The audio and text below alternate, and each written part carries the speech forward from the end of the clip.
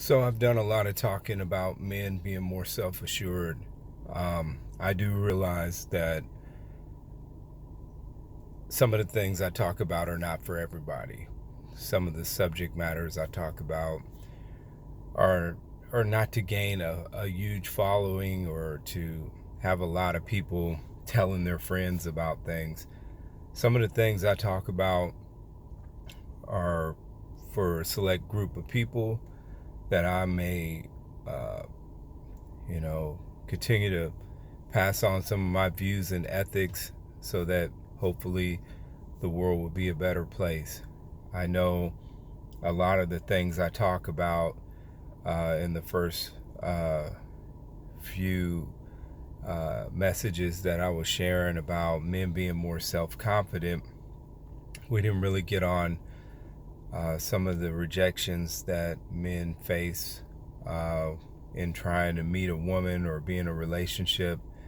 And I think today we live in a time where men um, are hypersensitive, and men are um, a lot of men are just very beat up. Um, Unfortunately, there is a lot of uh, like a dog snake spirit on a lot of the women today, where there's a lot of deception, a lot of deceit, a lot of in it for myself, and a lot of men have had to carry the weight of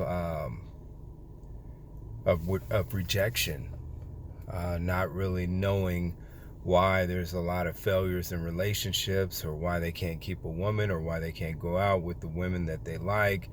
And I think that with a lot of the TV shows and some of the illusion that's a promise to women today, that the standard or the ideals of what a man should offer is a little off on the scales. And I think that men just have to be encouraged in the fact that if you keep trying, eventually you're going to meet somebody that likes you and you enjoy it, whether it's for a lifetime or a season.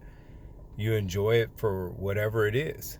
But you keep a healthy balance and understanding that there is a code of manhood that you should continue to obtain and to provide. And also understand that in your processes of trying to find a soulmate or somebody to be with, that there is a standard that you have to hold up to. And if a woman is nasty with you, if she's mean to you or cruel or rejects you or plays games with you, you just continue to move forward and keep pressing. Um, you don't harbor in that rejection. Um, Somebody else's trash is somebody else's treasure. Somebody may see a lot of great things in you, and somebody can only see the faults in you. What do you do when you find yourself where you're with somebody and everything you do is wrong? You leave that person alone. Or if you're with somebody and all they can do is constantly drain and pick apart your character and your well-being, you might want to first look at their life, look at their relationship with their parents, look at their the way they handle their last exes. Is there a central theme where the woman you're with has a constant problem with men? How's their credit? Do they pay their bills? Do they honor their word? You may find that the very person that's tearing you down and has so many things to find fault in you, has their life is kind of raggedy and barely pieced together. It's kind of piecemealed together. So I'm quick to jump on men, because I think at the end of the day, men, we're to blame. What we've created today in this world has to do with what we've created. Um, but at the same time, there is a whole generation of men that are walking around wounded because they've been rejected many, many times, or they're not understanding the culture of what women want from a man, and they're not understanding the culture that we're living in to what is to be expected of a man.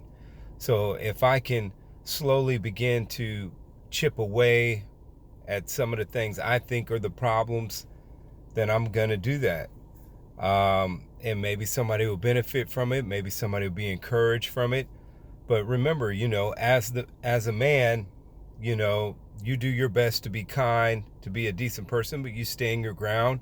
And at the same time, if somebody you're trying to get to know, or you're having a hard time getting to know somebody, that you keep moving forward as a man. You keep trying to make yourself better, so that sooner or later something will give.